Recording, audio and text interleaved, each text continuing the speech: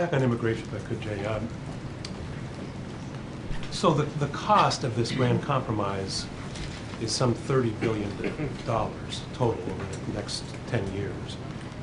Isn't this an expensive overkill, as Dick Durbin has said it is? Does the White House believe that it's overkill? And is it necessary? Is a border surge really necessary, since the administration has been saying that the border is secure?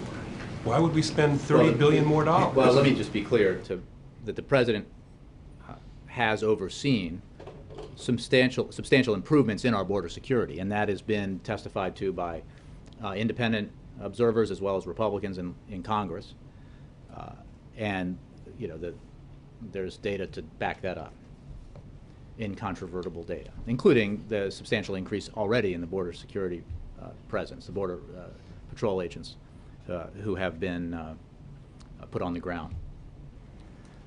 It is also true when it comes to costs that the Independent Congressional Budget Office released their score of the Senate's bipartisan immigration reform bill, now prior to this amendment, and found that the bill would reduce the deficit over the next 10 years by $197 billion and about $700 billion over the following decade. That's $900 billion. So I think that is an important thing to note when we're talking about what additional costs might be incurred if this amendment emerges and is included in the bill and passed by the Senate, and hopefully ultimately in a form that meets the president's principles, passed through Congress and onto his desk. So there is no question that we have done a great deal to improve our border security.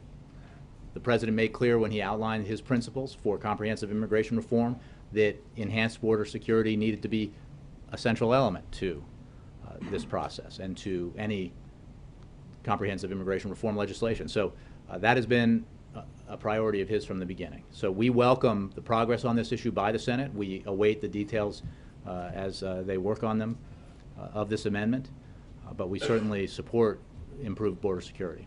But does improved border security need one agent every 1,000 feet?